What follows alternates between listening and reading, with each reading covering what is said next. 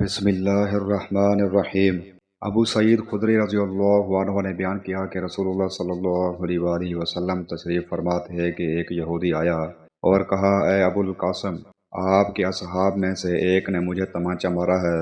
آپ صلی اللہ علیہ وآلہ وسلم نے دریافت فرمایا، کس نے؟ اس نے کہا کہ ایک انصاری نے۔ آپ نے فرمایا کہ انہیں بلاؤ۔ وہ آئے تو ان حضرت صلی اللہ علیہ وآلہ وسلم نے پوچھا، کیا تم نے اسے مارا ہے؟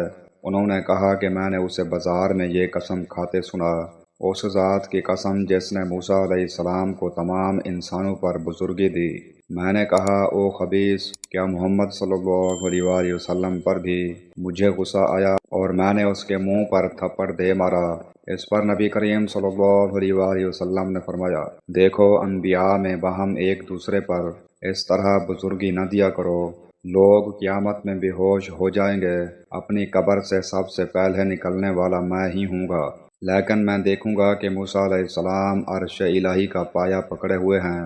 اب مجھے معلوم نہیں کہ موسیٰ علیہ السلام بھی بے ہوش ہوں گے اور مجھ سے پہلے ہوش میں آ جائیں گے، یا انہیں پہلے بے ہوشی جو طور پر ہو چکی ہے وہی کافی ہے۔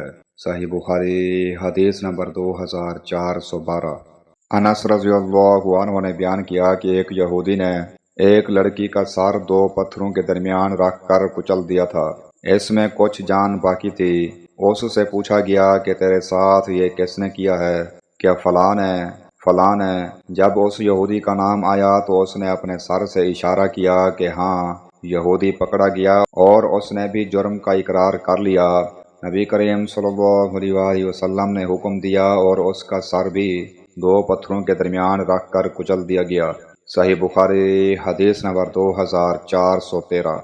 مغیرہ بن شعبہ رضی اللہ عنہ نے بیان کیا کہ نبی کریم صلی اللہ علیہ وآلہ وسلم نے فرمایا، اللہ تعالیٰ نے تم پر ماں اور باپ کی نافرمانی، لڑکیوں کو زندہ دفن کرنا، واجب حقوق کی ادائیگی نہ کرنا اور دوسروں کا مال ناجائز طریقے پر دبا لینا حرام قرار دیا ہے، اور فضول بکواس کرنے اور کثرت سے سوالات کرنے اور مال ضائع کرنے کو مکروہ قرار دیا ہے۔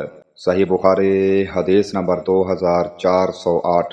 ابو ہریرہ رضی اللہ عنہ نے بیان کیا کہ نبی کریم صلی اللہ علیہ وآلہ وسلم نے فرمایا، میں نے تو یہ ارادہ کر لیا تھا کہ نماز کی جماعت قائم کرنے کا حکم دے کر خود ان لوگوں کے گھروں پر جاؤں جو جماعت میں حاضر نہیں ہوتے اور ان کے گھروں کو جلا دوں۔ صحیح بخاری حدیث نمبر 2420۔